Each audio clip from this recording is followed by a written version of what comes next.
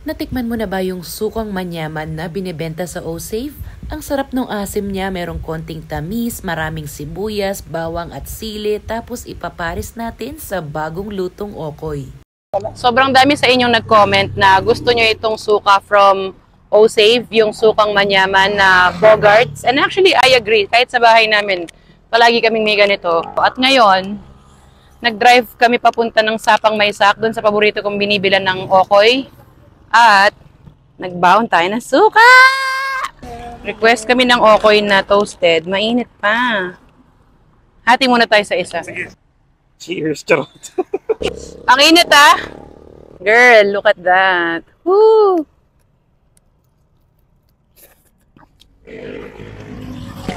Sarap!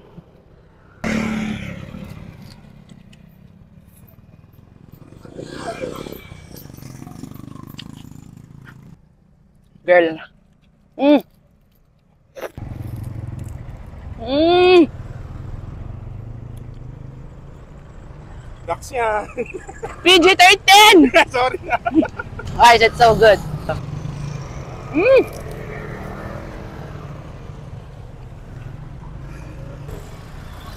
You know.